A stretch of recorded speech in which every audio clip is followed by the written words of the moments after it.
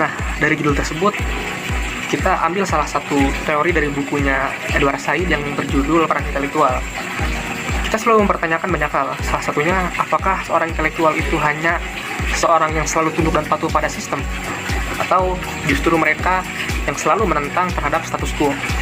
Nah, Edward Said bilang bahwasanya seorang intelektual yang sejati adalah mereka yang selalu mempertahankan keadilan dan juga tidak ingin menjadi seorang yang selalu menjadi alat penindasan. Bahkan Edward Said pun bilang, seorang intelektual yang sejati adalah mereka yang bersifat independen dan tidak masuk kepada kalangan para borjuis.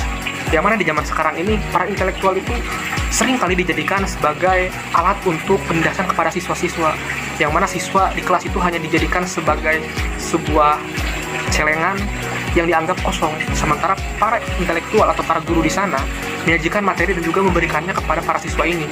Tapi ketika kita melihat suatu isu atau suatu masalah yang terjadi di bangsa ini, para intelektual cenderung untuk tidak bersuara.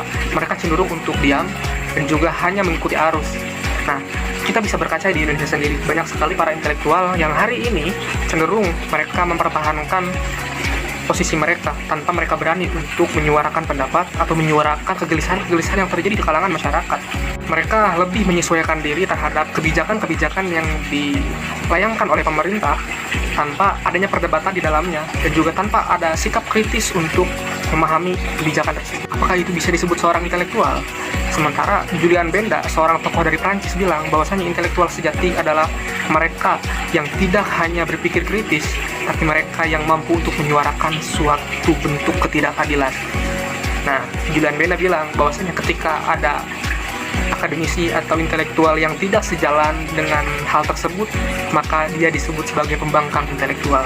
Nah, jadi di tengah kalangan intelektual yang selalu ingin tunduk dan patuh kepada kepentingan borjuis, apakah kita akan melakukan sebaliknya? Apakah kita akan membela hak suara rakyat yang sejatinya itu merupakan tujuan atau tugas dari intelektual? Silakan jawab di kolom komentar.